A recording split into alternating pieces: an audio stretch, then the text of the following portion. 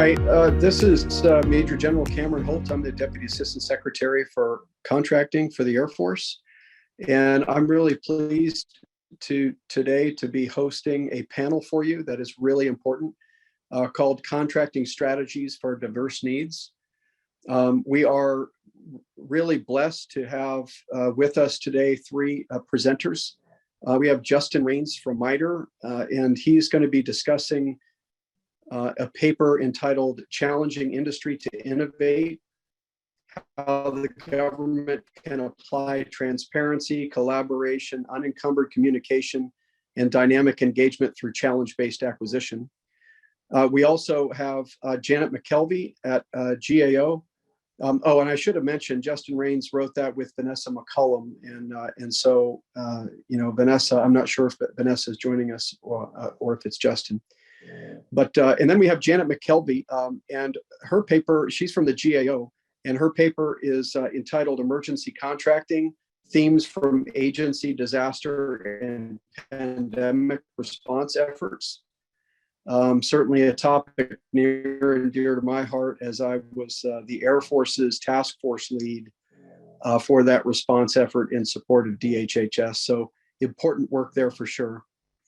And then we have Julie Clark, also from the GAO, and she's going to be presenting her work on DoD has increased its use of FPI contracts, but is it getting better outcomes? What I'd like to do is just to offer a few opening remarks to try to bring these three very disparate topics together to try to help you understand, first off, what I believe to be very important in terms of this discussion of contracting strategies. This whole symposium is really, frankly, awesome. I don't know, I looked through the agenda, and it really is talking about the major issues of the day related to great power competition, with most notably with China and Russia. Everything from appropriations and budgeting and resourcing strategies to requirements to acquisition, and in this panel, contracting strategies. There is no doubt that the threat from China that we face is very serious. We face a sophisticated adversary that I believe has been at war with the United States in a deliberate fashion since the late 1970s. And people could argue with me on the timing of that, but they're now on their 14th five-year plan. And the methods and tools that they're using are very, very sophisticated and do not necessarily entail threatening the U.S. homeland directly in terms of territorial threats, as we may have been used to in our 20th century definition of warfare. But in fact, they're using economic and information coercion and manipulation very effectively, and they have been doing so for some time. And that has muted our traditional competition thought process, where it's really military on military. I'll give you some examples. One is the Belt and Road strategy that they pursue. Of course, notably, it's an economic initiative with 150 nations under the leadership of China that are in fact quite indebted to China. And it has tangential effects of eroding US diplomatic power with those same nations. And it has a military effect in that it allows China improved access to the global commons around the world, as many of the projects that are going in through Central and South America, even the Caribbean, throughout Africa and Southern Europe, include several deep water ports, which would, of course, be of concern from a military perspective. And then there's also a diplomatic effect of eroding diplomacy from the United States and others of our allies because of that economic indebtedness to China. We saw that same effect with Russia and the pipeline with Germany, reducing our diplomatic effectiveness in Western Europe when stringent sanctions were immediately necessary on Russia after they invaded Ukraine. Another example is China's access to our intellectual property and our own innovators and technology in our US markets. I would argue that because of the barriers to entry and our Cold War-based FAR system, and our even more antiquated resourcing system dating back to 1961, in the oversight mechanisms that are extraordinarily micromanaged from the appropriations on down for national security, have ironically put us in a place where our appropriations process is more centrally planned than the Chinese Communist Party in their national security resources. The net effect of that is that they can steal intellectual property, but even more importantly and easy, they can take small equity positions in our companies, in our vast commercial industry that is no longer interested in doing business with the Defense Department because of the increased barriers to entry, in large part because of the complexity of contracting that has increased over time with every new clause that we add from the 1980s to today. And so the question for us today is, from a military perspective, is can we even counter or deter those threats from China and Russia and others that are economic and information? Can we open up and compete with China for access to our own technologies in our own commercial industry as the defense industrial base has shrunk and shrunk and shrunk to the point where there's very little competition and the amount of communication is actually decreased, not increased. And so contracting strategies become extraordinarily important in that environment. We are, in fact, in contracting, the only ones who really have mastered that FAR-based system. And what I like to tell our own folks is that they absolutely have to find new ways forward to quote unquote hack our own Cold War system, to find new ways of thinking and doing, and to be very open and with industry, and also finding ways to tear down those barriers to entry so that we can access the broader capabilities of technology in America, and not just military unique contractors. And so what we're going to talk about today is really three major themes. One is optimizing the relationship between the government and industry. Ironically, even though our defense industry has shrunk, you would think that would lead to greater communication. Actually, the opposite has been my experience, and it sounds like the first presenter will share those concerns.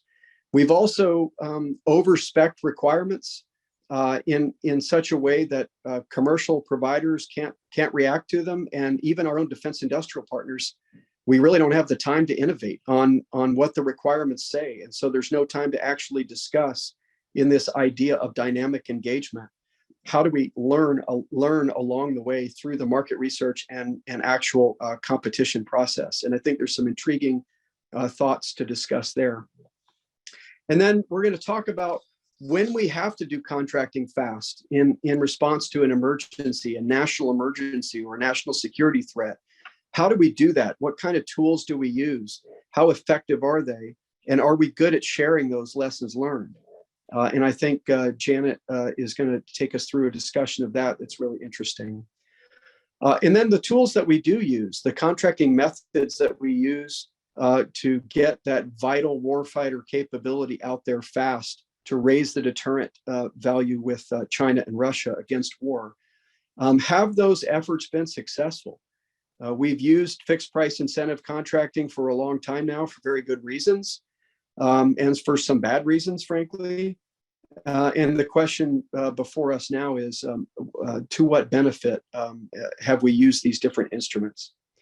So without further ado, let me turn it over to our first presenter. And I believe we have Justin Rains, is that right? Or do we have Vanessa McCollum on the line? Sir, this is Vanessa McCollum. Oh, I'm sorry, Vanessa. No, you're fine. So yeah, so Vanessa, go ahead. And then I'll try to chime in with the warning when we get close to time. Okay, so I am Vanessa McCollum. I'm the Chief Emerging Technologies, Special Interest Contracts and Pricing Division with the Defense Information Systems Agency. Our team is comprised of individuals from the DISA Defense Spectrum Organization, my OTA contract specialist, and individuals from MITRE, who we partnered with for this paper and this acquisition that we completed. Let me present my slides.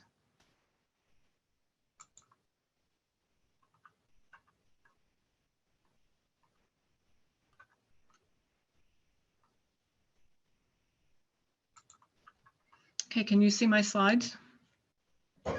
Yes, we can. Okay, thank you. So I'd like to thank the NPS for selecting our research paper and inviting the DISA MITRE team to present at this year's Acquisition Research Symposium. Our paper is titled Challenging Industry to Innovate: How the Government Can Apply Transparency, Collaboration, Unencumbered Communication, and Dynamic Engagement Through Challenge-Based Acquisitions. The question we wanted to answer was, how can the program offices implement challenge-based acquisition in a way that promotes active vendor engagement and fosters transparency across the acquisition process from both the government and industry points of view, and positively influence acquisition outcomes? The premise of challenge-based acquisitions is for the government to present their requirement as a need or a challenge, with potential offers proposing innovative solutions in response to that challenge. For additional information on challenge-based acquisitions, this slide also provides a link to MITRE's Challenge-Based Acquisition Guidebook. So as you know, the current acquisition process is slow and cumbersome. There's limited opportunity for innovation from industry, and to be deemed technically acceptable, offers often restate the government's technical requirements and proposal responses. In the FAR-based world, there is limited opportunity for discussion with or feedback from offers outside of the market research phase to improve the requirements and the acquisition approach. It's also common for industry to have many questions about the requirement, the acquisition timeline, and if they are oftentimes unsure of if their proposal responses truly answer the government's needs. To prove our hypothesis, we use the Telecommunication Advanced Research and Dynamic Spectrum Sharing System, or Tardis, program as a use case for dynamic engagement and innovation. In this use case, we used 3 enablers, and the enablers we used were innovative market research, challenge-based acquisition procedures, and other transaction authority acquisition process. So this diagram provides an overview of the Tardis acquisition process. It began with market research, which included an RFI release, a reverse industry day, and Ask Me Anything sessions. This market research approach was instrumental in setting the stage for the acquisition activities. Hey, Vanessa, I think our slides are not advancing. I don't know if you can, usually if you can select the small thumbnails to advance rather than using the tools, the other tools to advance, sometimes that helps, but you may have to reshare, I'm not sure. But if you select the thumbnails on the left-hand side of your screen, it might actually advance. We'll see. Okay.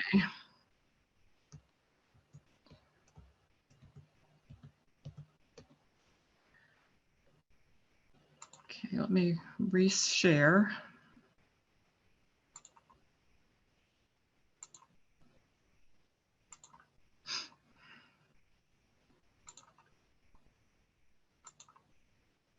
Okay, can you see slide 4? Perfect. Okay, thank you, sir. Okay, this diagram provides an overview of the Tardis acquisition process. It began with market research, which included an RFI release, a reverse industry day, and Ask Me Anything sessions. The market research approach was instrumental in setting the stage for the acquisition activities. After market research, we want to describe our competition, and it centered around a 3-phase down select approach. The first phase consisted of reviewing white paper responses, where the most highly rated responses moved to the next phase, or challenge demonstrations. In response to DISA's request for white papers, we received 10 white papers and evaluated the 6 most highly viable solutions that moved to challenges. In the challenges, offers were provided 5 challenges and given 21 days to prepare their demonstration. The offers were also provided and asked to address specific potential risk areas identified during the white paper evaluations. Challenges were conducted in an open and collaborative environment with each company individually, where the government and the offerer gained a thorough understanding of the risks and opportunities associated with their proposed solution. Challenges should be tailored to the technical needs of the key areas of risk. For Tardis, those key areas of risk were SecDevOps, software development, and spectrum sharing. Whereas vendors invited to challenges were able to understand the risk assessed in their white paper responses and mitigate those risks and challenges, the same held true for the 2 of the 6 offers that were ultimately invited to submit project proposals.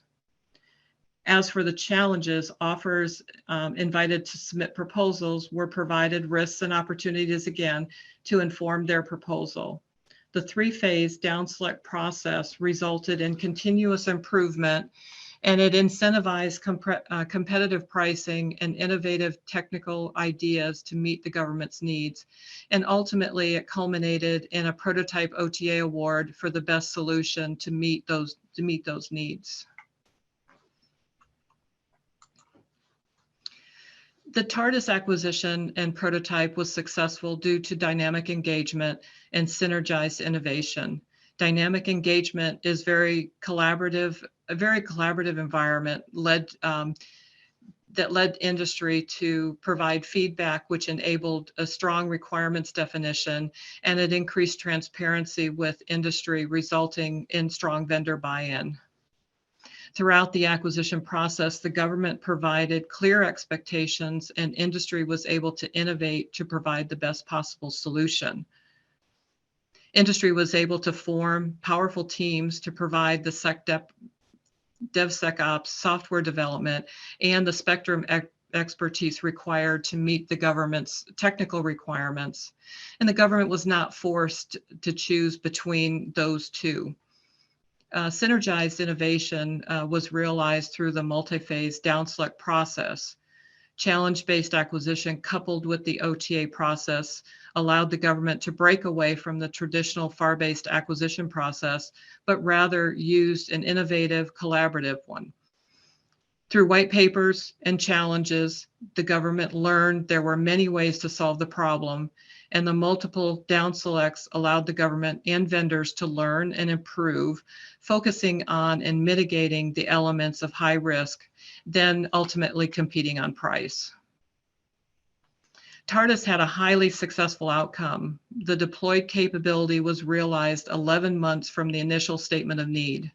Tardis met the need through a high-quality software product and high user satisfaction. I'd like to provide 4 recommendations for success. The first recommendation is to set the tone for dynamic engagement with a compelling market research strategy. The government should provide open communication in the market research phase, which is key. The government should talk to vendors, ask questions, and let them ask questions as well. They should also create a vendor community where companies can come together to form strong partnerships. And finally, use open collaborative communication in the market research phase to identify and characterize the risk. The second recommendation is to encourage innovation and evaluate it. The government should configure the requirement in terms of solving a problem or achieving an outcome. Use prototype OTs when appropriate to inspire innovation and accelerate the acquisition process. Provide a strong technical and functional team that can understand and assess risk and opportunities driven by innovation. The government should also consider releasing the government cost estimate to better scope vendor solutions. In Tardis, we released the government cost estimate at challenges after the completion of white paper evaluations and the removal of the less viable solutions from the competition. The government should use challenge-based acquisition that applies dynamic engagement through a set of open and clear objectives and maintain transparency in executing vendor demonstrations in an operational-like environment. They should also structure challenge demonstrations to assess and mitigate programmatic risk and highlight opportunities. The government can be more tolerant of risk in the market research phase. There are no violations of FAR principles by adopting innovative market engagement in this phase. And innovative market engagement and challenge-based acquisitions can be successfully performed in both FAR-based requirements and in OTAs. The next recommendation is to build trust by actively planning and executing an open communication strategy. The government should provide acquisition direction and objectives early on in the process. The government should also share the government's acquisition plan and requirements, even if they're incomplete, and let vendors identify unforeseen risks. And establish a common understanding with industry on knowledge and best practices. And be open to feedback. The government can always learn from industry. The fourth recommendation is the government and industry should iterate, learn, and grow prior to award. Use multi-phase down selects to focus on risks and more competitive pricing throughout iteration. Use knowledge gained in one phase to inform subsequent phases. Give vendors the opportunity to improve their solutions. And clearly communicate what constitutes a good proposal and how vendors can use their technical insights and innovations to gain a competitive advantage. DISA's award of the Tardis prototype OTA has been wildly successful, and it's exceeded expectations.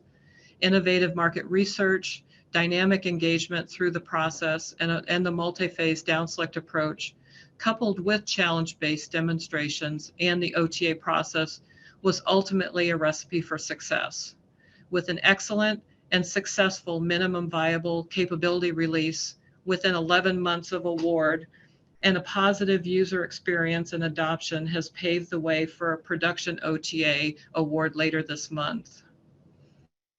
To finish, dynamic engagement and innovation are significant elements to a sound acquisition strategy. These elements are broadly applicable and can be used almost everywhere at any time. This recipe works and should be considered. It can be very successful in many types of FAR and non-FAR based acquisitions. Thank you. Thanks so much, Vanessa. Very well done. As a reminder to the audience, please note down what your questions will be, and if you want to put them in the chat to me, I will run a Q&A period after the third presenter has gone. So anyway, let's move on to Janet McKelvey from GAO with a discussion on emergency contracting. Great, thank you so much, General Holt. I am Janet McKelvey. I am an Assistant Director in GAO's Contracting and National Security Acquisitions team. And in that role, my portfolio includes disaster contracting work, much of the work that's included in this presentation. I also just want to recognize the co-authors on this, Marie Mack and Megan Perez, who have also been involved in this work. Next slide, please. Okay, so today we're here to talk about GAO emergency contracting themes. This conversation leverages 9 reports that GAO has issued, mostly in the past 5 years. These GAO reviews of contracting include contracting in response to natural disasters, such as the 2017 hurricanes, Harvey, Irma, and Maria, as well as the California wildfires, contracting in response to the COVID-19 pandemic, as well as contracting for other emergencies, such as the 2019 emergency declaration at the border.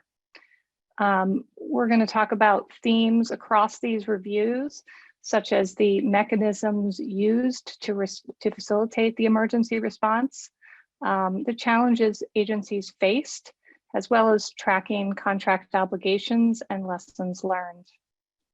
Next slide, please. Okay, there are a variety of contract and agreement mechanisms that agencies can use to assist them in responding quickly to an emergency. I'd like to talk about a few of those. First of all, advanced contracts. the Post-Katrina Emergency Management Reform Act of 2006 required FEMA to establish advanced contracts. Now, these types of contracts are established prior to a disaster, and because they are established in advance, they can be used to quickly provide life-sustaining goods and services in the immediate aftermath of a disaster. So in terms of what they look like from a contracting perspective, typically these are indefinite delivery types of contracts and might be placed to multiple contractors or maybe one contractor, again, in advance of an emergency. And having those contracts in place allows the agency to place orders against the existing contract vehicles when the need arises when a disaster hits. Other transaction agreements are not subject to the Federal Acquisition Regulation, the FAR. They enable agencies and companies to start with a blank sheet of paper to negotiate terms and conditions specific to the agreement. The flexibility of an OTA may help address concerns from non-traditional contractors about federal contracting requirements. So startups or others who don't typically contract with the government might find them appealing. And only certain agencies have the legislative authority to use these, such as the Department of Defense, Homeland Security, and Health and Human Services. Undefinitized contract actions allow contractors to begin work and incur costs before reaching final agreement on the contract terms and conditions. And the FAR does include certain limitations on use of undefinitized contract actions, such as how long it can remain undefinitized, depending on the circumstances. And finally, government purchase cards can provide a convenient and often faster alternative for acquiring goods and services, particularly for lower dollar purchases. Next slide, please. Okay, in terms of challenges we identified across the work that I mentioned, we have 4 that we'd like to discuss today. The first relates to acquisition planning. And a good example of this comes from our Advanced Contracts Review, which we issued in December 2018 and covered the 2017 hurricanes as well as the California wildfires that year. And in that work, we identified challenges in FEMA's acquisition planning for certain advanced contracts. For instance, challenges that FEMA officials identified were related to staffing shortfalls, the operations tempo, shortened timeframes for the contracting officer's review of requirements packages, and unrealistic contract requirements, and that these types of acquisition planning challenges led to delays. We made a recommendation to FEMA that it update its guidance to better identify acquisition planning timeframes and considerations. FEMA did agree with that recommendation and has since implemented it. Determining contractor responsibility is another challenge we've identified. In particular, we have looked at this in relation to our work looking at agencies' response to the COVID-19 pandemic. Based on regulations, contracting officers must make a contractor responsibility determination before awarding a contract to a prospective vendor. And in our report that we mentioned here that we issued in July 2021, we found that the contracting officers used a variety of resources, such as government databases and private sector resources, to do this assessment. However, some agencies had limitations in that they did not have access to or were not aware of resources available to help with assessing the vendors. And so we ultimately made recommendations. We made 5 recommendations to 3 different agencies, including HHS, the Department of Agriculture, and OMB, related to improving guidance and better communicating available resources. Next slide, please.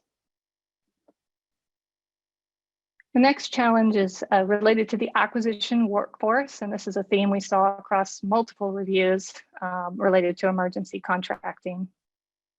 For example, officials from one agency told us that their disaster response responsibilities limited the availability of highly skilled contracting staff to handle their regular responsibilities. And in another instance, an office noted it fell increasingly behind in regular duties due to due to the number of disasters that they needed to respond to. So overall, we did identify several agencies that faced contracting workforce-related challenges when responding to emergencies.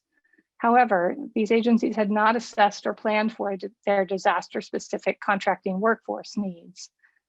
We therefore made recommendations to 4 agencies related to this finding, and the agencies did agree with these recommendations and are still in the process of implementing them. We also have looked at purchase card risk, purchase card fraud risk in particular. In November 2020, we found that some agencies had not assessed their purchase card fraud risk and specifically had not assessed how it might differ in a disaster response environment.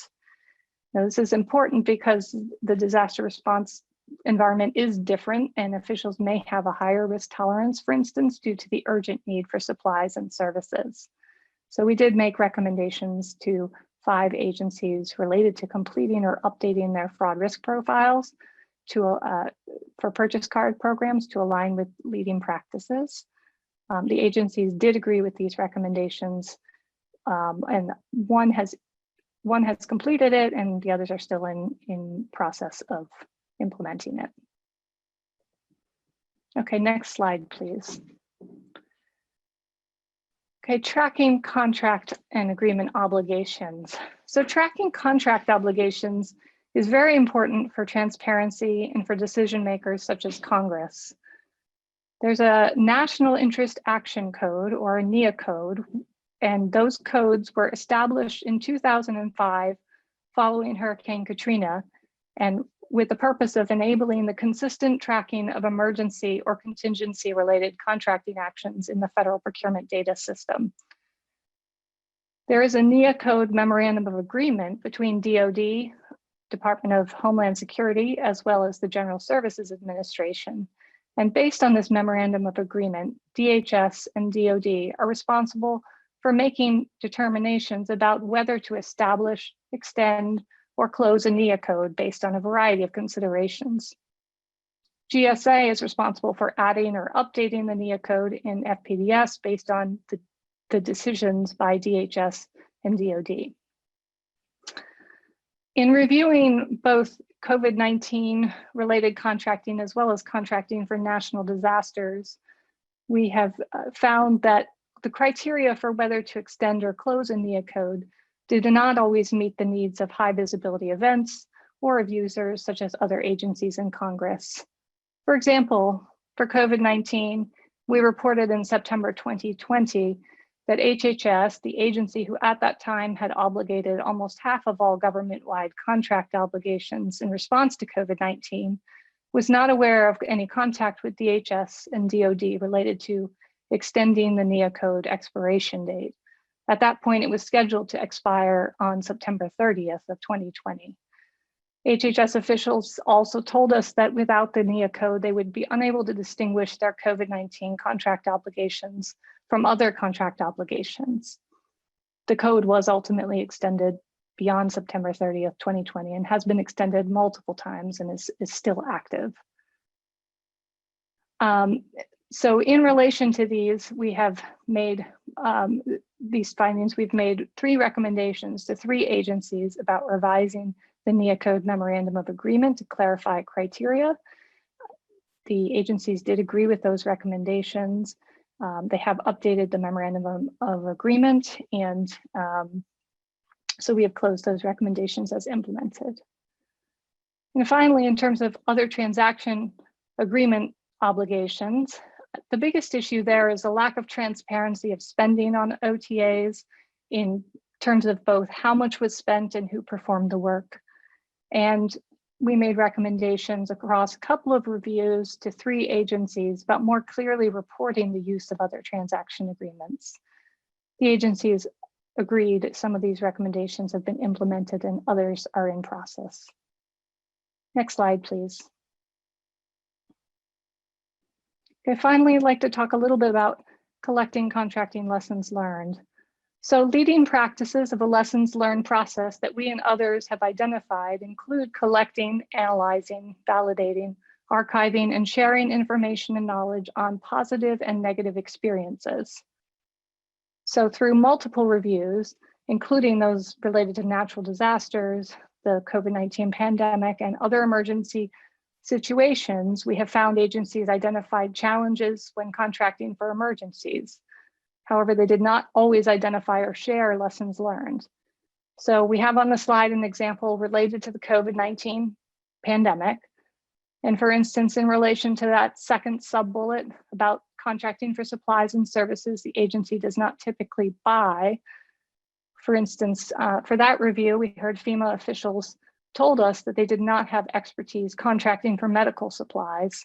So they were unfamiliar with some vendors and technical requirements for things like N95 respirators and gowns. As a result, FEMA relied heavily on technical expertise from both the Department of Defense and the Department of Health and Human Services to determine whether vendors met certain requirements.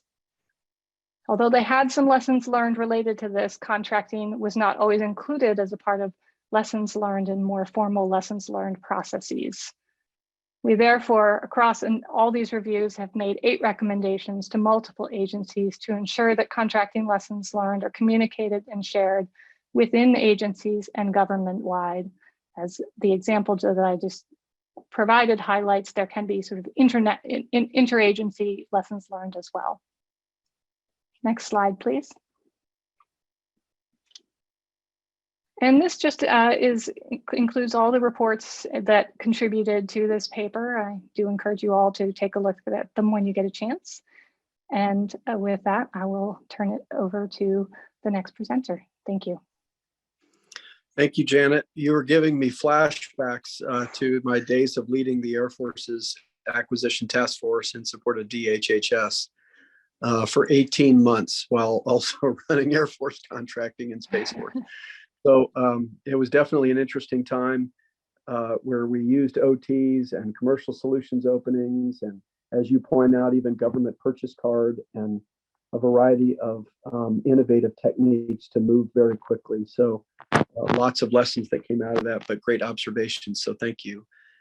If folks are wondering, we're doing great on time. So we're going to now hand it off to Julie Clark, and I will remind everybody that there is a Q&A tab available to you. So please start populating that Q&A tab for any questions you have for any of the presenters. And then we will start the Q&A session immediately following Julie's presentation on FPI contracts. Julie? Thank you, General Holt. Can everyone hear me okay?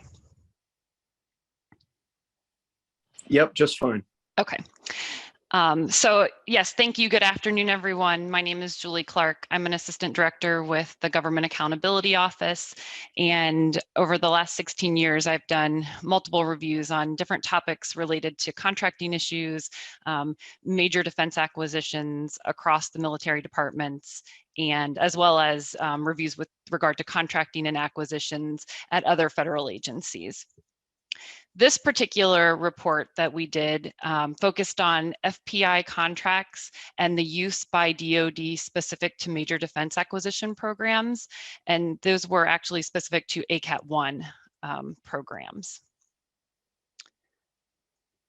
All right, so for this review, GAO was asked to look at DoD's use of fixed price type contracts. And we were asked to look at both firm fixed price contracts as well as fixed price incentive contracts. And when we refer to fixed price incentive contracts throughout this report, it is fixed price incentive firm target contracts.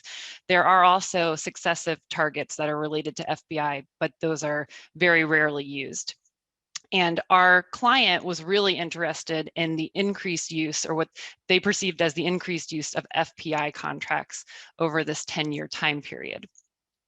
So we were asked to look at 2 topic areas. First was the extent to which DoD had awarded fixed price incentive contracts specific to major acquisition programs for a 10-year time frame from 2010 through 2019. And then the factors that influenced DoD's decision to use that contract type. And I think it's important to point out here that we were not looking at whether or not the correct contract type was used. We weren't passing judgment on the type of contract that was selected, but rather trying to get an understanding of why an FPI contract type or a firm fixed price contract type was used for a particular service or item. So to do this, we analyzed government contracting data out of FPDS by contract type for the 10-year time period, those fiscal years 2010 through 2019, for 101 different MDAP programs. And that was about 374 contracts that were awarded during that time period. And I'll show you over the next couple of slides the obligations that were connected to those contracts, as well as the usage and whether or not that increased or decreased over time. But we also did a little bit deeper dive had 12 contracts that we selected, which, at such a small number was a non-generalizable sample, but it gave us a better look into why these particular contracts were awarded. And those were 6 FPI contracts, 6 firm fixed price contracts, and there were 2 each from across the 3 military departments. And for those 12 contracts, we conducted in-depth file reviews. We went through documentation that was in the contract file. We spoke with folks that awarded the contracts, like contracting officers, those that were there at the time of award, when they were, if they were still around, and other DoD officials that were associated with the program that had insight into the rationale as to why the particular contract type was selected. Okay, so for the first finding, we found that obligations on FPI contracts had increased over the 10-year period. In fact, they grew from about 17% in 2010 to 49% in 2019, and that is represented by the purple hashed lines there at the bottom of the graph. Firm fixed price obligations for these MDAP contracts during that same time period decreased, and that's the dark purple line in the middle. And then cost type contracts, which were not part of our review, but just to show the differences in the changes of contract type over time, they really fluctuated in that same time period, going from between 11 to 26% during that time. And I'd also point out that this is specific to MDAPs. We did also look at defense-wide obligations, and that's included in the appendix of this report. And the trends were similar. FPI contracts also increased for defense-wide obligations as well. They went from about $16 billion to $50 billion. So as part of this first finding, we also found that the use of FPI contracts really varied across the military departments. The Army used them the least frequently, at about 15% of their contracts being FPI.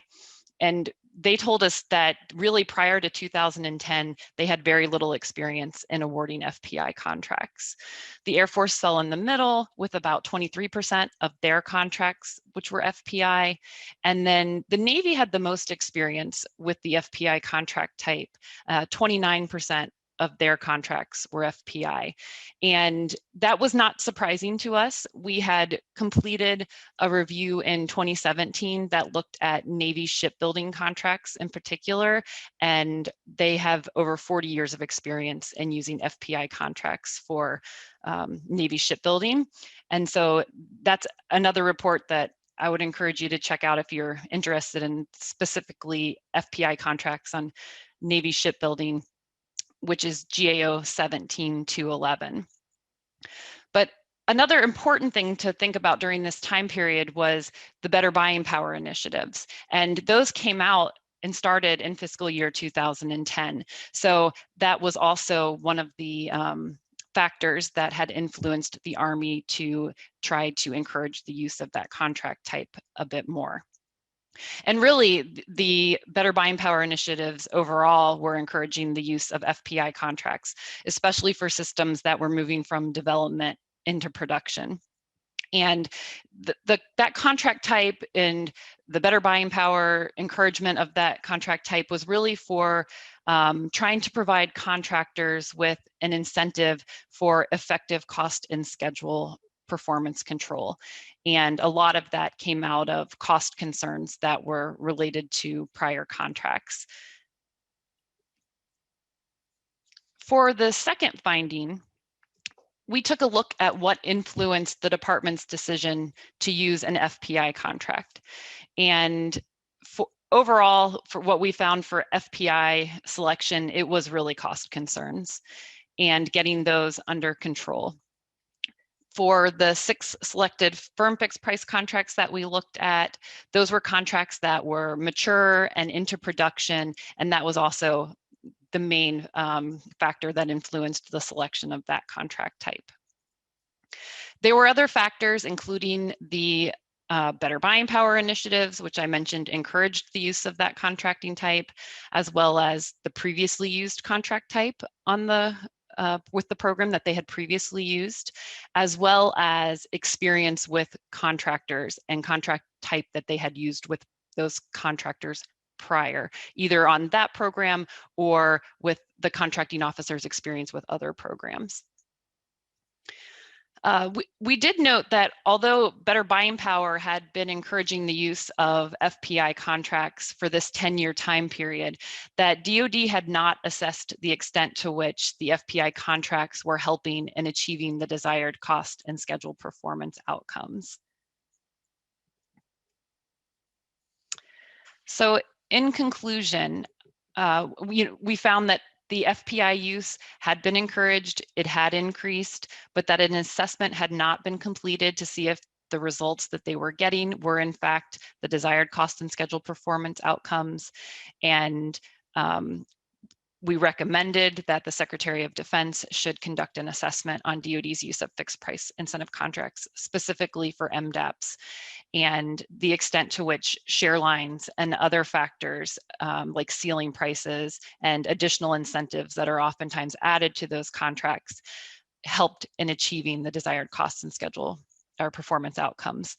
The Secretary agreed with our recommendation, and they are in the process of implementing that recommendation.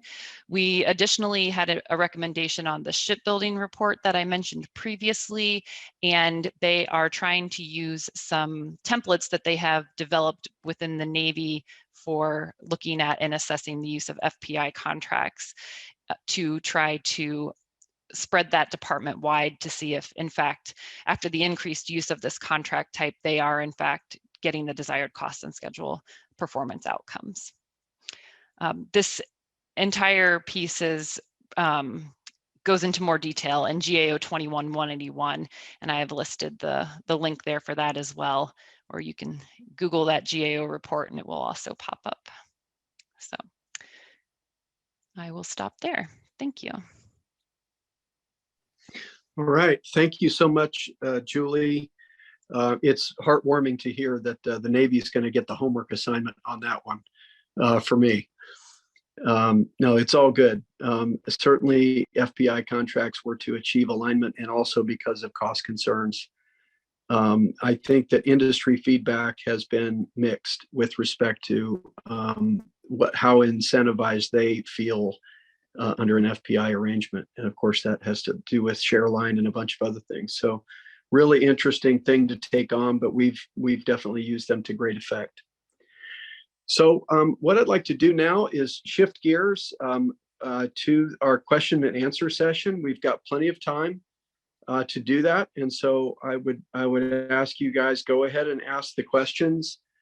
We do have some questions already in the question and answer portal, and then I'll have some questions of my own if we run out of questions. But I want to thank the presenters for 3 excellent presentations on this important work of figuring out how do we get the relationships right in contracting, how do we get the use of the tools right, and when we have to go fast and gets better at it over time rather than it being a pickup game every single time. So I think very relevant to the challenges and the threats that we face. So the first question that I have here to ask is, I believe it is for Janet, and it has to do with emergency contracting. Do you think with the rollout of new tools like BizInt, and BizInt, for those of you who don't know, initially developed for the use by the whole Joint Force.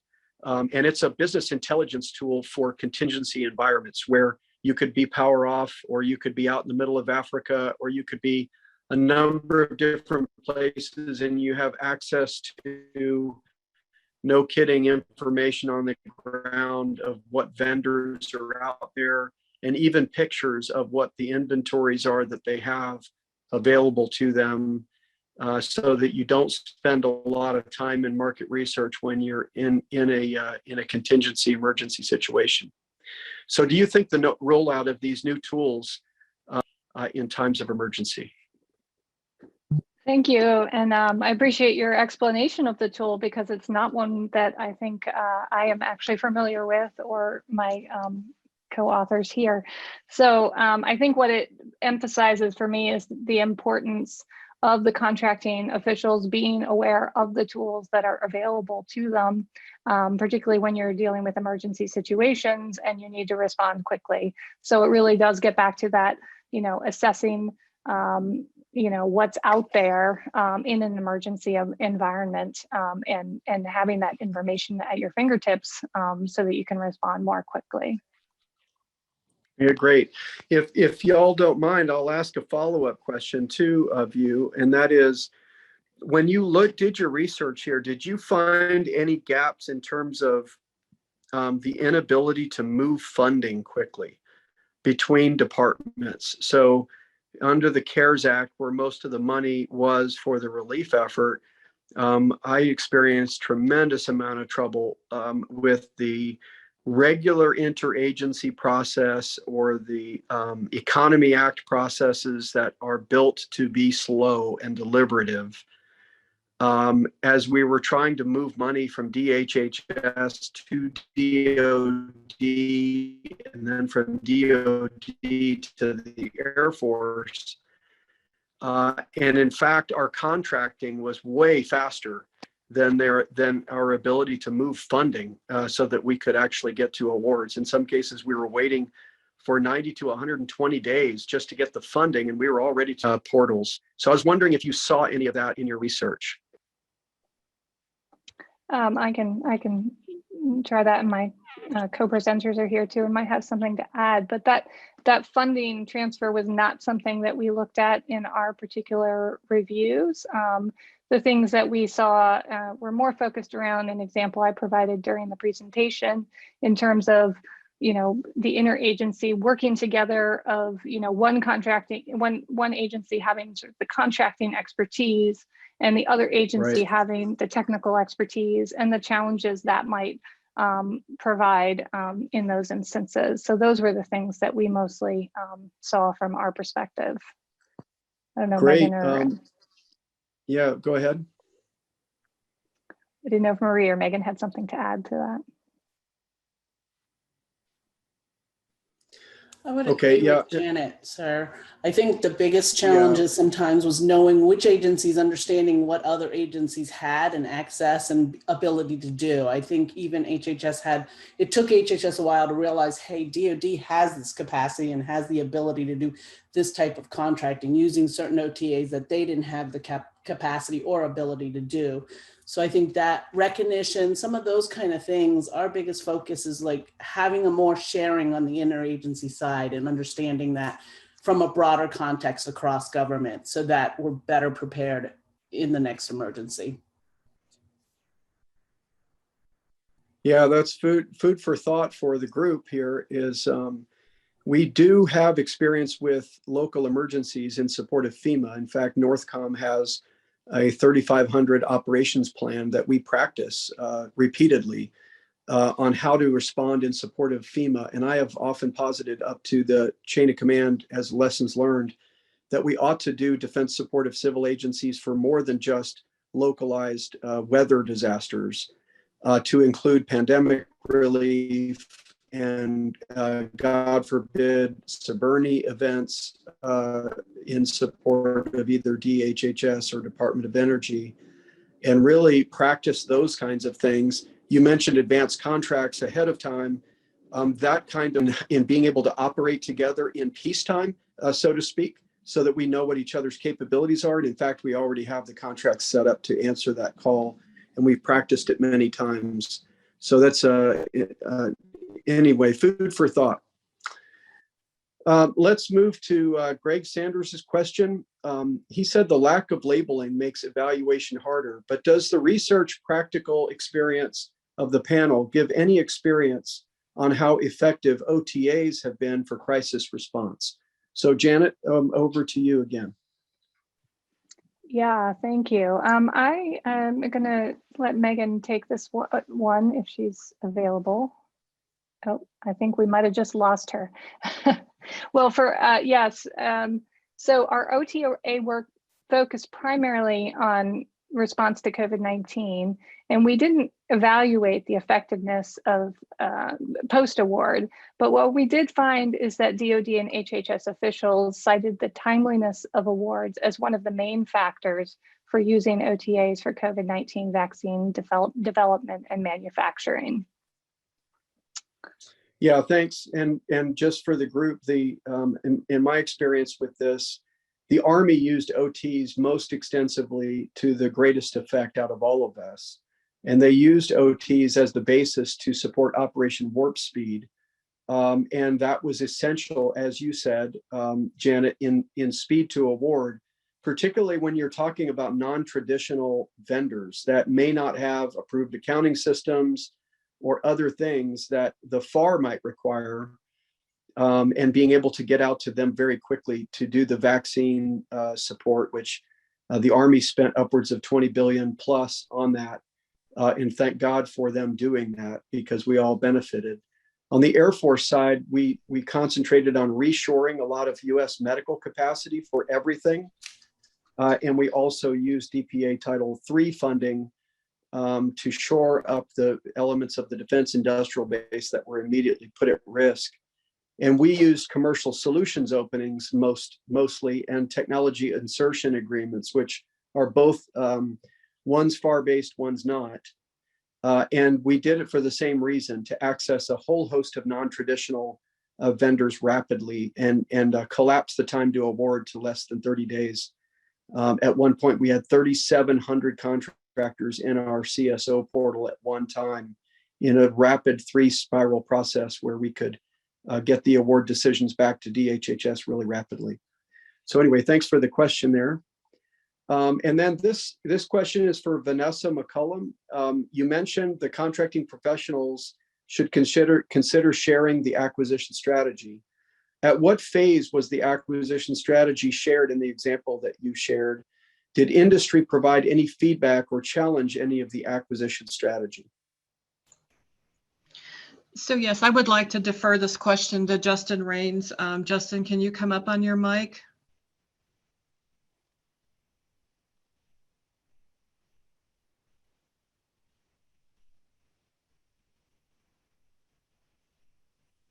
Justin, you may be on mute.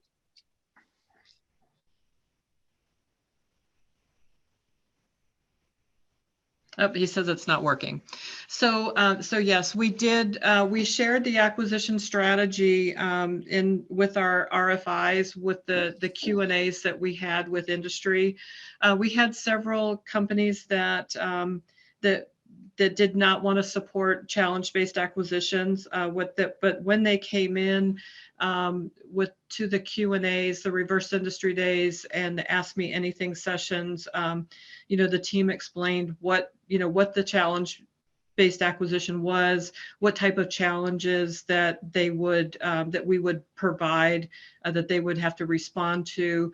And ultimately, all of the companies that said that they would not support submitted white papers, and a few of them, made it through, to the challenges. So, it was a learning experience for industry, but when they understood what we were trying to do, then they were supportive.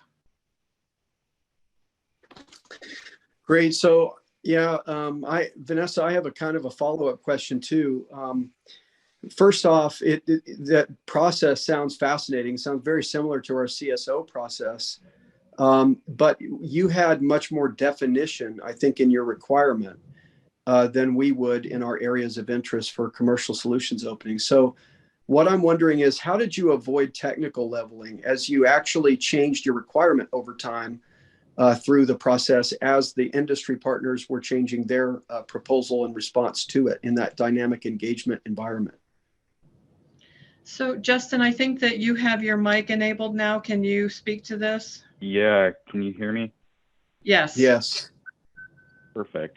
Yeah, so really our approach for that, at least initially, was to try to not prescribe a lot of what our vendor community would come back to us with. We really were looking for those innovative solutions.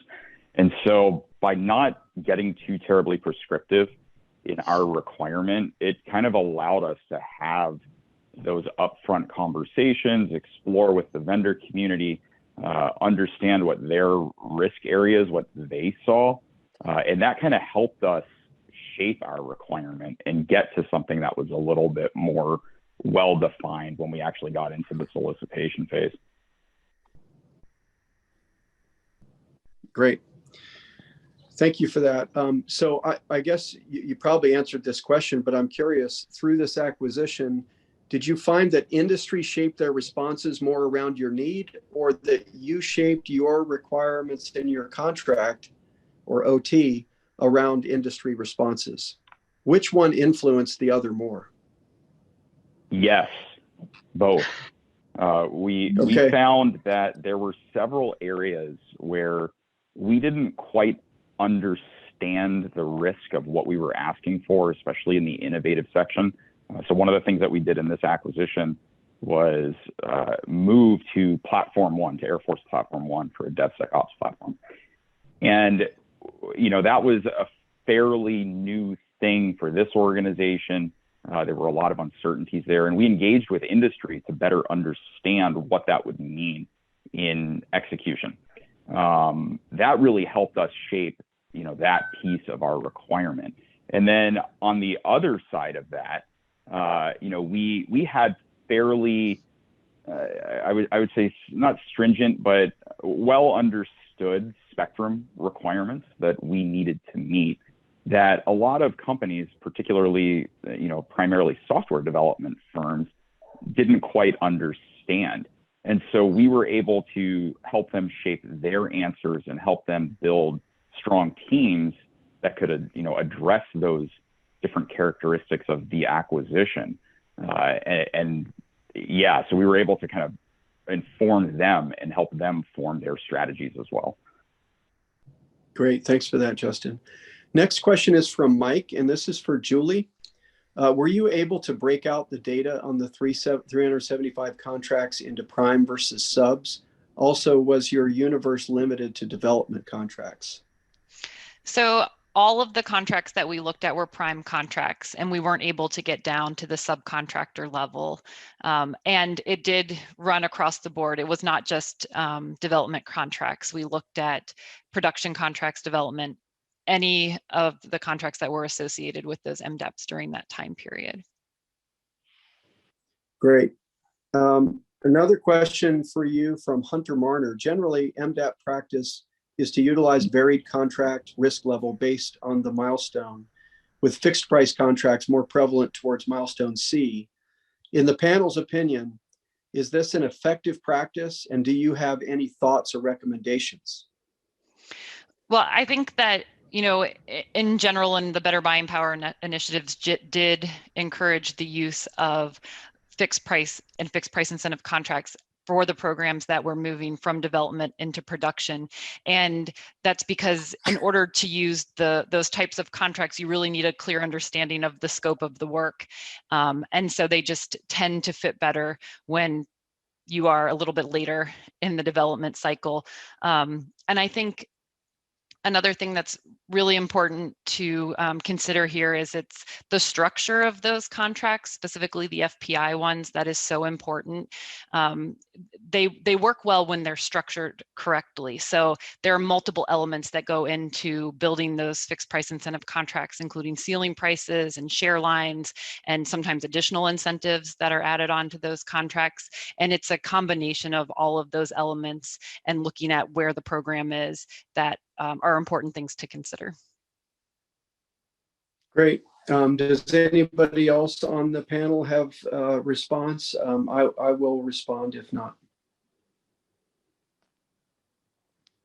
Okay, in my opinion, the FPI contracts issue, it's definitely an effective tool when you're using it in the right environment.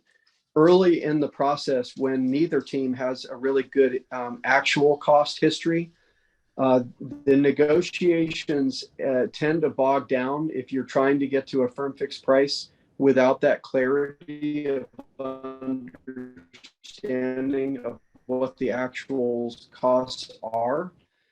It becomes a bit of a used car sale, and contractors tend to be very not transparent at all and intransigent because the risk level to them is high.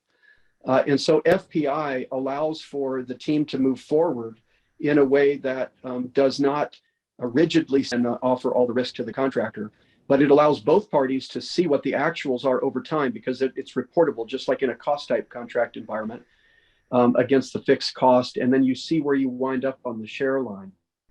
When you're later in the acquisition cycle, typically both sides have much better cost insight into actual costs over time and what have been the cost drivers over time. And so the opportunity to get to a fixed price contract that offers more risk to the contractor, but also more opportunity for profit if they can find ways to continue to increase their effectiveness and efficiency of the supply chain. So that's in an ideal world where this lands. What I can get concerned about sometimes is that the winner-take-all methodology or business model that we've developed in MDAPs that results in 100-year-long weapon systems, we never get off the stage because industry is making the most money later in the process. And they typically are incentivized to buy in or reduce the amount that they're making in development and production. And I'm one of those who believe that you can pay too little for development, because in the life cycle, you're going to pay for that later times 10 or 20, and then actually get to a place where industry is lobbying Congress to get the most money. And that's diametrically opposed to our national defense strategy, which would require us to divest irrelevant and aging weapon systems so that we have the money to reinvest in the next generation and keep ahead of the threat. But anyway, there's my candid view. You can't just look at it in isolation of the threat and the mission, in my opinion. It's not just a business equation. Okay. Julie, another one for you. Of the 374 contracts you examined, or the 12 you dove deep on, were you able to break the data out between primes and subs? Oh, we already talked about that. Sorry about that. And Mike apologized too. Please disregard. Questions already answered. And then Kasey Pugh has the last question here. During your deep dives on those 12 fixed price contracts, did you look into actual contract performance outcomes and any potential correlation between the acquisition planning decisions and the actual contract performance outcomes? Great question, Kasey. Yeah, and that really gets at what the heart of that report was. And we did not do that, but essentially that's what we recommended that the department take a look at was, you know, in looking at the fixed price incentive contracts that had been awarded and the encouraged use of that contract type over time, were they getting those outcomes that they wanted, both in terms of cost and in terms of schedule? And we didn't get the data, you know, that I know the department has available to do that sort of analysis, to conduct the outcomes or to conduct an assessment of the outcomes and to look at the planning decisions that went into that versus the actual contract outcomes. But it's something that we would recommend that the department do in order to see if that increased and encouraged use of that contract type is in fact getting them what they want. Fantastic. Well, I think we have about 3 minutes to spare. Do any of our panelists want to offer final comments? I'll start with Vanessa. Yes, sir. So I think that, for our Tardis use case that we presented, using challenge-based acquisitions was very instrumental in success. We use the OTA process for the R&D for the software development for the Spectrum initiative, and it just, like I said in the presentation, everything just kind of came together. We had really strong requirements definition. We had very strong buy-in from the vendor community that moved to challenges and then on to proposal submissions. And it ended up being a recipe for success. And I think that is something that contracting organizations, if they look at it, could be very successful, in the future. Thanks. Send it to me. Okay. Let's go to Janet.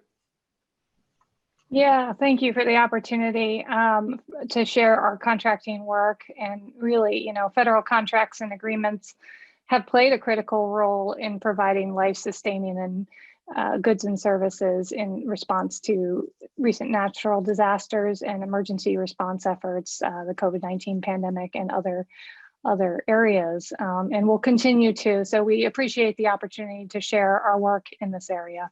Thank you. All right, thank you. And Julie? Sure, thank you.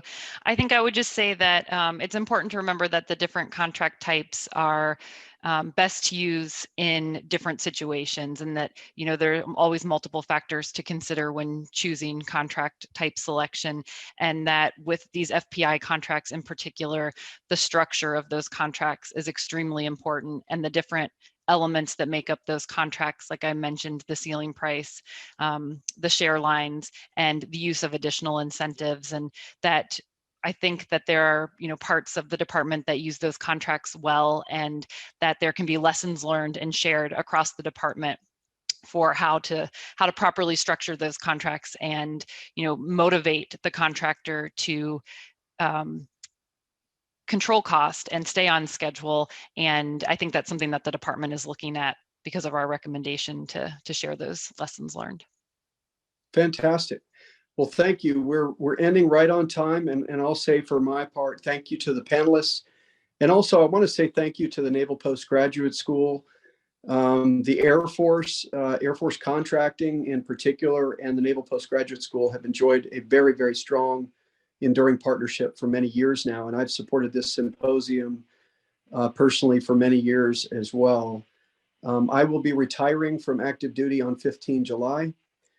That's when my ceremony is. And so this will be my last time supporting the Naval Postgraduate School Symposium, at least on this side of the fence. And so I just want to say thank you. It's been a great ride. And I want to say thank you to the Naval Postgraduate School for bringing all these fantastic presentations and papers together in one place. It's really been a fantastic journey in discovering what the best, brightest minds out there are doing in our exciting acquisition and contracting landscape vis-a-vis the threat and the mission.